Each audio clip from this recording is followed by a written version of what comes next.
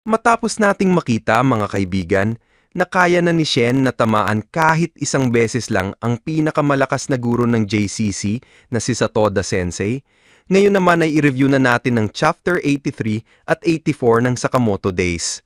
Sa pagkakataong ito, masasaksihan natin ang mga nakakatuwa pero intense na eksena sa Weapons Manufacturing Department, kung saan susubukan ni Shen ang iba't ibang klaseng mga kakaibang sandata na gawa ni Seba.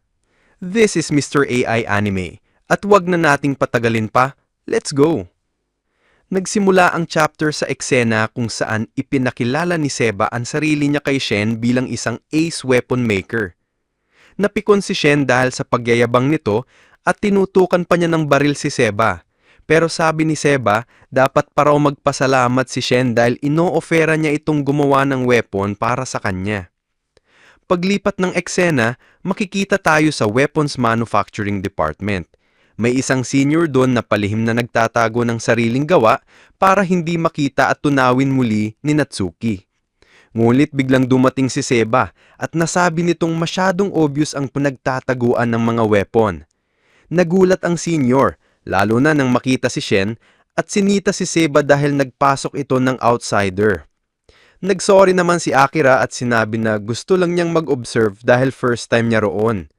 Biglang nagbago ang tono ng mga senior. Mula mahigpit, naging sobrang gentle at welcoming.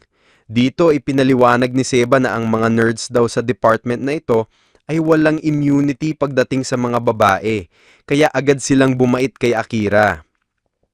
Tinanong naman ni Shen kung anong weapon ang gagawin ni Seba para sa kanya. Sagot ni Seba, wala pa siyang clue dahil hindi niya alam kung anong weapon talaga ang bagay kay Shen.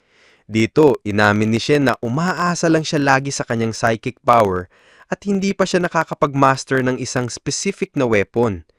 Dagdag pa niya, ayon sa mga obserbasyon niya kay Sakamoto, ang mga third-rate assassins lang ang umaasa sa weapon, kaya iniiwasan niya ito. Sinagot siya ni Seba na kung ganun ang pananaw niya, mas lalo raw nitong pinapatunayan na isa siyang third-rate. At mas mapapabilis lang daw ang pagiging first-rate ni Shen kung tatanggapin muna niya na nagsisimula siya sa pagiging third-rate. Naalala tuloy ni Shen ang sinabi sa kanya noon ni Satoda Sensei na malayo pa ang agwat niya kay Sakamoto, pati na sa physical abilities. Dahil nga, kahit sa boxing, ang 2 kilo lang na timbang ay sapat na para mapunta ka sa ibang weight class. Dahil sa inis, sumigaw si Shen na, "Tumahimik ka na, baliw! Ibigay mo na lang sa akin yung weapon mo, kahit ano pa yan." Dito ay nagsimula na siyang mag-try ng iba't ibang klase ng weapons na gawa ni Seba. Una, isang taser prototype na agad siyang nakuryente. Pangalawa, isang liquid nitrogen bomb na kayang mag-freeze ng tao.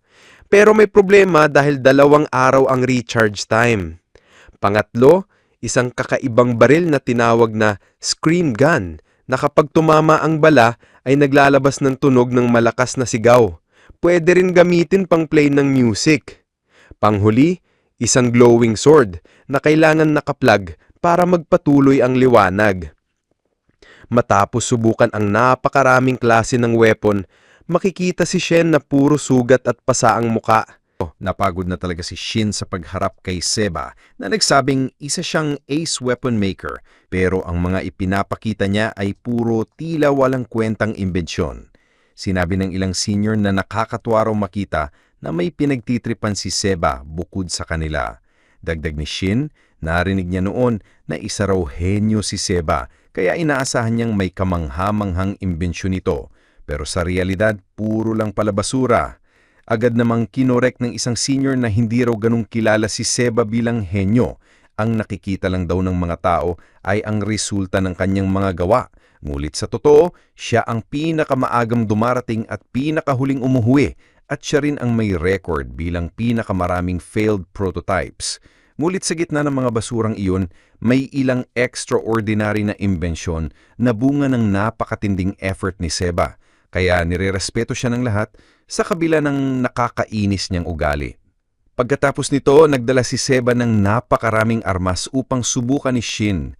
Napansin ni Shin ang isang pares na kakaibang gloves at tinanong kung ano iyon. Pinaliwanag ni Seba na palpak raw ang imbensyon, ngunit kapag gumana, ang gloves ay nag-o-off ng limiter ng utak na nagbibigay sa gumagamit ng pambihirang lakas na kayang wasakin ng kalaban sa isang suntok.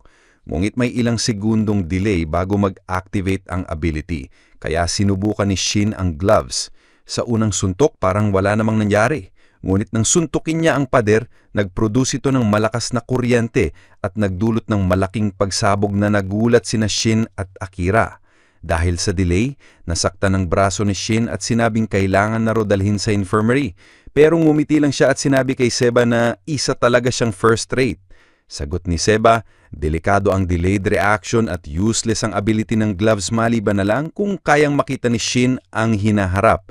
Kaya mas napangiti si Shin habang ina-activate niya ang kanyang ability. Samantala, sa isang abandoned warehouse, nag-uusap sina Gaku at Kashima.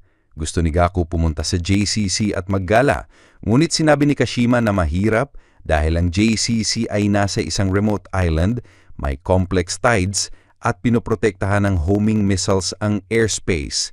Halatang hindi nakikinig si Gaku at naglalaro lang. Dumating si Usuki at sinabi kay Gaku na huwag mag-alala dahil naroon si Amane.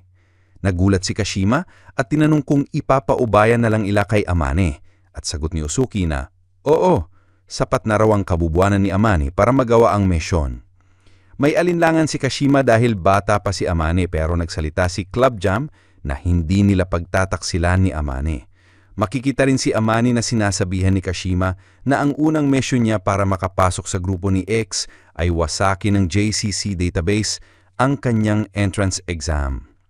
Samantala sa faculty office, isang guro ang nag-abot ng master keys kay Sakamoto at tinanong kung bakit niya gagamitin ang mga susi. Sagot naman ni Sakamoto na kailangan niya ang mga susi upang makuha ang kanyang mga gamit in order.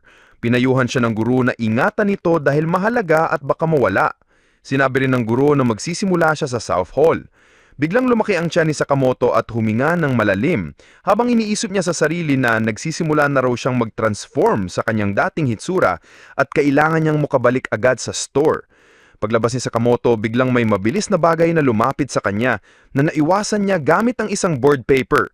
Subalit ang atake pala ay para manakaw ang susi at ang gumawa nito ay si Amane na nagsabing hindi niya inaasahan na maiwasan rin ni Sakamoto ang kanyang atake. Nagulat si Sakamoto at tinanong, ano bang problema, Amane? Yan ang pangalan mo, di ba? Patawad naman si Amane at ipinaliwanag na kailangan niya lang hiramin ang susi at nagpasalamat siya kay Sakamoto sa pagkuha nito mula sa office. Napansin ni Sakamoto ang mga mata ni Amane at ang paraan ng paghawak sa kanyang weapon na nagpabalik sa alaala niya kay Yutsumura. Sa isipan niya, naalala niya, ngayon ay naalala ko na. Amane, anak ka ng Yutsumura, di ba? Hindi agad nakasagot si Amane at nagtanong kung paano niya nalaman. Sagot ni Sakamoto, nagkasama sila noon sa trabaho ni Yutsumura at nabanggit nito ang anak niya. Paliwanag ni Amane, hindi siya isang ama, kundi isang mamamatay tao na humasik sa kanyang pamilya. Mabilis siyang umalis, naisip ni Sakamoto na nakuha na pala ni Amane ang lahat ng susi. Habang tumatakbo si Amane, iniisip niya ang nakaraan. Nagkasabay sila sa trabaho noon at may nagturo sa kanya pero hindi niya maalala kung sino. Makikita si Sakamoto na papaland at sinabi niya sa sarili na hindi kailangan ni Amane ang susi at dapat niya itong isauli. Ngunit nagsabi si Amane na may hinahanap siya kaya kailangan niya rin ito. Nagkataon na pareho silang may pangangailangan sa susi kaya nagumpisang maghabulan sa hallway. Inisip ni Sakamoto na mabilis si Amane. Dumaan si Amane sa glass at nabasag ito habang si Sakamoto ay nakabuntot lang na kumakain ng tinhapay. Sa ibang eksena, nagdala si Sakamoto ng baril at pinaputukan si Amane, ngunit nakaligtas ito sa isang room. Sa classroom, pumasok si Amane habang nagdidiskas ang guro. Napansin ng mga estudyante ang kanyang presensya, ngunit tahimik siyang umupo. Si Amane ay isa sa pinakamataas na grade sa Parlan at karaniwang pumapasok sa klase. May estudyante na gustong kumopya sa notes niya at sinigurado ni Amane na ayos lang iton. Pumasok naman si Sakamoto bilang teaching intern at sinabi na gusto niyang mag-observe sa class. Napansin ni Amane na sumusunod si Sakamoto at taimik na gimawa ang mga atake na naiwasan ni Sakamoto at nasangga. Nang matapos iyon, gumanti si Sakamoto at mabilis niyang inatake si Amane, ngunit bigla itong nawala sa upuan at lumitaw sa hagdanan. Habang naglalakad sa hagdanan, pinagpapawisan si Amane at iniisip na malakas ang teacher na humahabol sa kanya. Nabawi na ni Sakamoto ang master key at tinanong si Amane kung bakit kailangan niya iyon. Sagot ni Amane, hindi niya sasabihin sa isang tao na miyembro ng JAA. Tinanong si Sakamoto kung bakit galit na galit si Amane sa JAA kahit miyembro ang kanyang ama.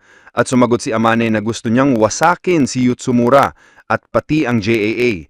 Pinaliwanag ni Sakamoto na malulungkot si Yutsumura kung mamumuhian siya ng anak at siya rin ay malulungkot kung kamumuhian siya ni Hana, ang anak ni Amane. Sagot ni Amane, ano bang alam mo? Siya ang pumatay ng ina ko. Biglang nalaman ni Sakamoto na si Yutsumura pala ang pumatay ng sariling asawa, ang ina ni Amane. What a revelation mga kaibigan.